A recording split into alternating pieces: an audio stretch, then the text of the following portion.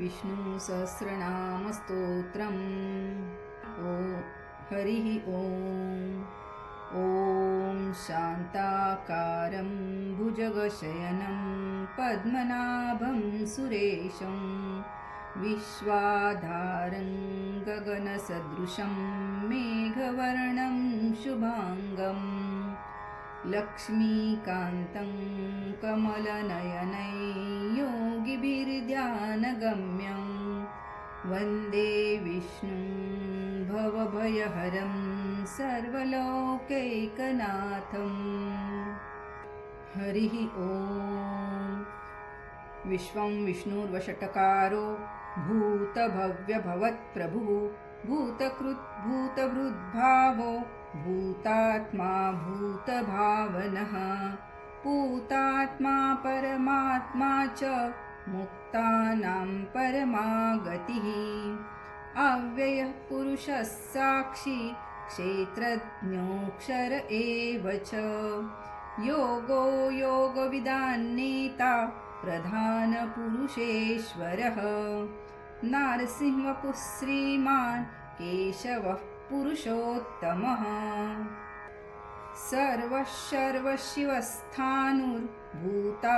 सर्वशर्वशिवस्थाणुर्भूतादिरनिधिरव्ययः सम्भवो भावनो भर्ता प्रभवः प्रभुरीश्वरः स्वयंभुशम्भुरादित्यः पुष्कराक्षो महास्वनः अनादिनिधनो धाता विधाता धातुरुत्तमः अप्रमेयो ऋषिकेश पद्मनाभोऽमरप्रभुः विश्वकर्मा मनुस्त्वष्टा स्थविष्ठस्थविरो ध्रुवः अग्राह्यः शाश्वतकृष्णो लोहिताक्षः प्रतर्दनः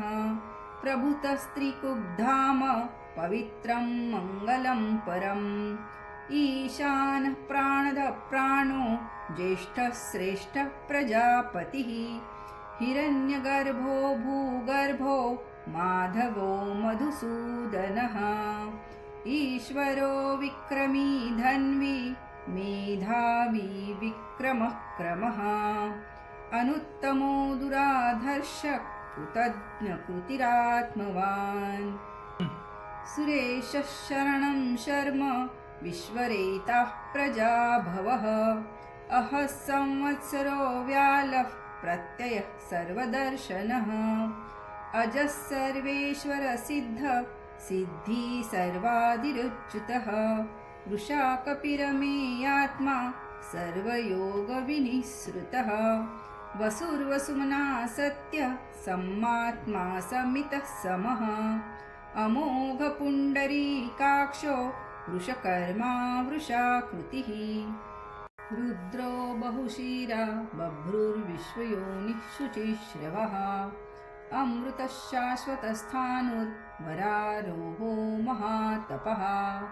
सर्वगः सर्वविद्भानुर्विश्वक्सेनो जनार्दनः वेदो वेदविदव्यङ्गो वेदाङ्गो वेदवित्कविः लोकाध्यक्षः सुराध्यक्षो धर्माध्यक्षः कृताकृतः चतुरात्मा चतुर्व्यूहश्चतुर्द्रंष्टश्चतुर्भुजः भ्राजिष्णुर्भोजनं भोक्ता सहिष्णुर्जगदादिजः अनघो विजयो जेता विश्वयोनिः पुनर्वसुः उपेन्द्रो वामनः प्रांशुर्मोघः शुचिरूर्जितः अतीन्द्रः सङ्ग्रहः सर्गो दुतात्मा नियमो यमः वेद्यो वैद्यः सदा योगी वीरः माधवो मधुः अतीन्द्रियो महामायो महोत्साहो महाबलः महाबुद्धिर्महावीर्यो महाशक्तिर्महाद्युतिः अनिर्देशवपुः श्रीमान् मे आत्मा महादृदृक् महेश्वासो महीभर्ता श्रीनिवासः सताङ्गतिः अनिरुद्धसुरानन्दो गोविन्दो गोविदाम्पतिः मरीचिर्दमनो हंस सुपर्णो भुजगोत्तमः हिरण्यनाभसुतपा पद्मनाभप्रजापतिः अमृत्युः सर्वदृक्सिंह सन्धाता सन्धिमानस्थिरः अजो दुर्मर्शनशास्ता विश्रुतात्मा सुरारिः गुरुरगुरुत्तमो धाम सत्यः सत्यपराक्रमः निमिषो निमिषस्रग्वि वाचस्पतिरुदारधिः अग्रणीर्ग्रामणी श्रीमान् न्यायो नेता समिरनः सहस्रमूर्धा विश्वात्मा सहस्राक्ष सहस्रपात् आवर्तनो निवृत्तात्मा संवृतः संप्रमर्दनः अह संवर्तको वह्निर्नीलो धरणीधरः सुप्रसादप्रसन्नात्मा विश्वदृक् विश्वभुग्विभुः सत्कर्ता सत्कृतः साधुर्जहुर्नारायणो नरः असंख्येयो प्रमेयात्मा विशिष्टः शिष्टकृच्छिः सिद्धार्थसिद्धसङ्कल्पः सिद्धिदः सिद्धिसाधनः वृषा हि वृषभो विष्णुर्वृषपर्वा वृषोदरः वर्धनो वर्धमानश्च विविक्तः श्रुतिसागरः सुभुजो दुर्धरो वाग्मी महेन्द्रो वसुदो वसुः नैकरूपो बृहद्रूपः शिपिविष्टप्रकामृतांशुद्भवो भानु शशबिन्दु सुरेश्वरः औषधं जगतः सेतु सत्यधर्मः पराक्रमः भूतभव्यभवन्नाथ पवनः पावनो नलः कामः कामकृत्कान्त कामः कामप्रदप्रभुः युगादिकृदिगावर्तो नैकमायो महाशनः अदृश्यो व्यक्तरूपश्च सहस्रजीदनन्तजीत् इष्टो विशिष्टशिष्टेश्च शिखण्डी नहुषो वृषः क्रोधः क्रोधकृत्कर्ता विश्वबाहुर्महीधरः अच्युतः प्रतितः प्राणदो वासवानुजः अपानिधिरधिष्ठानं प्रमतप्रतिष्ठितः स्कन्दस्कन्दधरो धूर्यो वरदो वायुवाहनः वासुदेवो बृहद्भानुरादिदेवः पुरन्दरः अशोकस्तारणस्तारः शूरः शौरिर्जनेश्वरः अनुकूलशतावर्त पद्मी पद्मनिभेक्षणः पद्मनाभोरविन्दाक्ष पद्मगर्भः शरीरभूत् महर्दिरुद्धो वृद्धात्मा महाक्षो गरुडध्वजः अतुलः शरभो भीम समयज्ञो हवीर्हरिः सर्वलक्षणलक्षण्यो लक्ष्मीवानसमित्तिञ्जयः विक्षरो रोहितो मार्गो हेतुर्दामोदरः सहः महीधरो महाभागो वेगवानमिताशनः उद्भवक्षोभणो देव श्रीगर्भः परमेश्वरः करणं कारणं कर्ता विकर्ता गहनो गुहः व्यवसायो व्यवस्थान संस्थानस्थानदो ध्रुवः परर्धिः परमस्पष्टस्तुष्टः पुष्टः शुभेक्षणः रामो विरामो विरजो मार्गो नेयो नयो नयः वीरः शक्तिमतां श्रेष्ठो धर्मो धर्मविदुत्तमः वैकुण्ठः पुरुषः प्राणदः प्रणवपृथुः हिरण्यगर्भशत्रुघ्नो व्याप्तो वायुरधोक्षजः ऋतुः सुदर्शनकाल परमेष्टि परिग्रहः उग्रः संवत्सरो दक्षो विश्रामो विश्वदक्षिणः विस्तारस्थावरस्थानं प्रमाणं बीजमव्ययम् अर्थोऽनर्थो महाकोशो महाभोगो महाधनः अनिर्विन्नस्थविष्टो भूधर्मयूपो महामखः नक्षत्रनेमिर्नक्षत्री क्षमः क्षामः समीहनः यज्ञ इज्जो महेजश्च क्रतुः सत्रं सतां गतिः सर्वदर्शी विमुक्तात्मा सर्वज्ञो ज्ञानमुत्तमम् सुव्रतः सुमुखः सूक्ष्म सुघोष सुखद सुहृत मनोहरो जितक्रोधो वीरबाहुर्विदारणः स्वापन स्ववशो व्यापी नैकात्मा नैककर्मकृत् वत्सरो वत्सलो वत्सी रत्नगर्भो धनेश्वरः धर्मकृद्धर्मी सदसक्षरमक्षरम्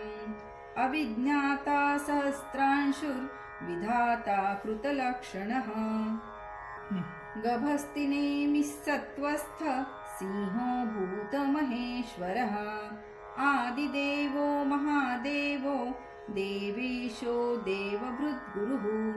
उत्तरो गोपतिर्गोप्ता ज्ञानगम्यः पुरातनः शरीरभूतभृद्भोक्ता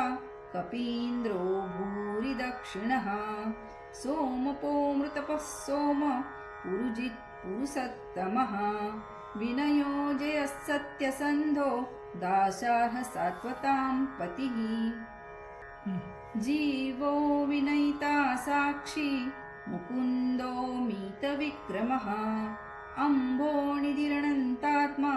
महोदधीशयोऽन्तकः अजो महार्ह स्वाभाव्यो जीता मित्रप्रमोदनः आनन्दो नन्दनो नन्दः सत्यधर्मा त्रिविक्रमः महर्षि कपिलाचार्य कृतज्ञो मेदिनीपतिः त्रिपदस्त्रीदशाध्यक्षो महाशृङ्गकृतान्तकृत् महावराहो गोविन्द सुषेण कनकाङ्गदी गुह्यो गभीरो गहनो गुप्तश्चक्रगदाधरः वेदास्वाङ्गोजितः कृष्णो दृढसङ्कर्षणोच्युतः वरुणो वारुणो वृक्ष पुष्कराक्षो महामनः भगवान् भगहानन्दी वनमाली हलायुधः आदित्यो ज्योतिरादित्यः सहिष्णुर्गतिसत्तमः सुधन्वा खण्डपरशुरदारुणो द्रविणप्रदः दिविस्पृक् सर्वद्व्यासो वाचस्पतिरयो निजः त्रिसामासामगस्साम निर्वाणं भेषजम्भिषक् सन्न्यासकृच्छमशान्तो निष्ठा शान्तिपरायणम् शुभाङ्गशान्तिदस्त्रष्टा कुमुदः कुवलेशयः गोहितो गोपतिर्गोप्ता वृषभाक्षो वृषप्रियः अनिवर्ती निवृत्तात्मा संक्षेप्ता क्षेमकृच्छिवः श्रीवत्सवक्षः श्रीवास श्रीपतिः श्रीमतां वरः श्रीधः श्रीश श्रीनिवास श्रीनिधिः श्रीविभावनः श्रीधर श्रीकर श्रेयः श्रीमालोकत्रयाश्रयः स्वक्षस्वङ्गशतानन्दो नन्दिर्ज्योतिर्गणेश्वरः विजितात्मा विधेयात्मा सत्कीर्तिश्चिन्नसंशयः उदीर्णः सर्वचक्षुरनीशः शाश्वतस्थिरः भूषयो भूषणो भूतिर्विशोकशोकनाशनः अर्चिष्मानर्चितः कुम्भो विशुद्धात्मा विशोधनः अनिरुद्धो प्रतिरथः प्रद्युम्नो मीतविक्रमः कालनेमिनिः वीर शौरीशूरजनेश्वरः त्रिलोकात्मा त्रिलोकेश केशवः केशिहा हरिः कामदेव कामपाल कामी कान्तकृतागमः अनिर्देशवपुर्विष्णु वीरोऽनन्तो धनञ्जयः ब्रह्मण्यो ब्रह्मकृद्ब्रह्मा ब्रह्म विवर्धनः ब्रह्मविद् ब्राह्मणो ब्रह्मी ब्रह्मज्ञो ब्राह्मणप्रियः महाक्रमो महाकर्मा महातेजा महोरगः महाक्रतुर्महायज्वा महायज्ञो महाहविः व्यस्तव प्रियस्तोत्रं स्तुतिस्तोतारणप्रियः पूर्णः पुरयिता पुण्यः पुण्यकीर्तिरनामयः मनोजवस्तीर्थकरो वसुरेता वसुप्रदः वसुप्रदो वासुदेवो वसुर्वसुमना हविः सद्गतिः सत्कृतिः सत्ता सद्भूतिः सत्परायणः शूरसेनो यदुश्रेष्ठ सन्निवासः सुयामुनः भूतावासो वासुदेव सर्वासु निलयो नलः दर्पः दर्पदो दृप्तो दुर्धरोऽथा पराजितः विश्वमूर्तिर्महामूर्तिर्दीप्तमूर्तिर्मूर्तिमान् अनेकमूर्तिर्व्यक्तः शतमूर्तिशताननः एकोनैकसवः कः किं यत्तत्पदमनुत्तमं लोकबन्धुर्लोकनाथो माधवो भक्तवत्सलः सुवर्णवर्णो हेमाङ्गो वराङ्गश्च नन्दनाङ्गदी विरहाविषमः शून्यो घृता क्षीरश्चलश्चलः अमानिमानदो मान्यो लोकस्वामी त्रिलोकधृ सुमेधा मेधजो धन्य सत्यमेधाधराधरः तेजो वृषोदितिधर सर्वशस्तमृतांवरः प्रग्रहो निग्रहो व्यग्रो नैकशृङ्गो गदाग्रजः चतुर्मूर्तिश्चतुर्बाहुश्चतुर्व्यूहश्चतुर्गतिः चतुरात्मा चतुर्भावश्चतुर्वेदविदेकपात् समावर्तो निवृत्तात्मा दुर्जयो दुरतिक्रमः दुर्लभो दुर्गमो दुर्गो दुरावासो दुरारिः शुभाङ्गो लोकसारङ्ग सुतन्तुस्तन्तुवर्धनः इन्द्रकर्मा महाकर्मा कृतकर्मा कृतागमः उद्भवः सुन्दरः सुन्दो रत्ननाभः सुलोचनः अर्को वाजसनः शृङ्गी जयन्तः सर्वविजयी सुवर्णबिन्दुरक्षोभ्य सर्ववागीश्वरेश्वरः महारथो महागर्तो महाभूतो महानिधिः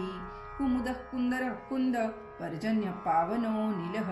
अमृतांशोऽमृतवपुः सर्वज्ञः सर्वतोमुखः सुलभः सुव्रतः सिद्धः शत्रुजिश्चतुर्तापनः न्यग्रोधोदुम्बरोऽश्वत्थ श्चाणूरान्द्रनिषूदनः सहस्रार्चि सप्तजिह्व सप्तेधा सप्तवाहनः अमूर्तिर्नगोचिन्त्यो भयकृद्भयनाशनः अनुर्बृहत्कुशस्थूलो गुणभृन्निर्गुणो महान् अधृतस्वधृतस्वास्य प्राग्वंशो वंशवर्धनः भारभृत्कथितो योगी योगिशस्कर्व सर्वकामदः अश्रमः श्रमणक्षाम सुपर्णो वायुवाहनः धनुर्धरो धनुर्वेदो दण्डो दमयिता दमः अपराजितः सर्वसहो नियन्ता नियमो यमः सत्त्ववान् सात्विकः सत्य सत्यधर्मपरायणः अभिप्रायप्रियार्होर्ह प्रियकृतप्रीतिवर्धनः विहाय सगतिर्ज्योतिः सुरुचिर्हूतभुग्विभुः रविर्विरोचनः सूर्य सविता रविलोचनः अनन्तो हूतभुग्भोक्ता सुखदो नैकजोऽग्रजः अनिर्विन्नः सदामर्षि लोकाधिष्ठानमद्भुतः सनातनमतः कपिल कपिरव्ययः स्वस्तिदः स्वस्तिकृत् स्वस्ति स्वस्तिभुक् स्वस्ति दक्षिणः अरौद्रकुण्डली चक्री विक्रम्यूर्जितशासनः शब्दातिगः शब्दसः शिशिरः शर्वरीकरः अक्रूरः पेशलो दक्षो दक्षिणः क्षमिणाम्बरः विद्वत्तमो वीतभय पुण्यश्रवणकीर्तनः उत्तारणो दुष्कृतिः पुण्यो दुःस्वप्ननाशनः वीरः विरक्षणः सन्तो जीवनः पर्यवस्थितः अनन्तरूपोऽनन्तः श्रीर्जितमन्युर्भयापहः चतुरश्रोगभिरात्मा विदिशो व्यादिशो दिशः अनादिभूर्भुवो लक्ष्मी सुवीरो रुचिराङ्गदः जननो जनजन्मादिर्भीमो भीमपराक्रमः अधारनिलयो दाता पुष्पहासप्रजागरः ऊर्ध्वगः सत्पथाचार प्राणदप्रणवपणः प्रमाणं प्राणनिलय प्राणभृत् प्राणजीवनः तत्त्वं तत्त्वविदेकात्मा जन्म मृत्युजरातिगः भूर्भुवः स्वस्तरुस्तार सविता प्रपितामहः यज्ञो यज्ञपतिर्यज्वा यज्ञाङ्गो यज्ञवाहनः यज्ञभृत् यज्ञकृत् यज्ञि यज्ञभुक् यज्ञसाधनः यज्ञान्तकृत यज्ञगुह्य मन्नमन्नाद एव च आत्मयोनिः स्वयं जातो वैखानः सामगायनः देवकीनन्दनस्रष्टा क्षितिशः पापनाशनः शङ्खभृन्नन्दकी चक्री शारङ्गधर्मा गदाधरः रथाङ्गपानिरक्षोभ्य सर्वप्रहरणायुध ॐ नम इति वनमाली गदीशाङ्गी शङ्खी चक्र च नन्दकी श्रीमान्नारायणो विष्णुर्वासुदेवोऽभिरक्षितु श्रीवासुदेवोऽभिरक्षितु ॐ नम इति।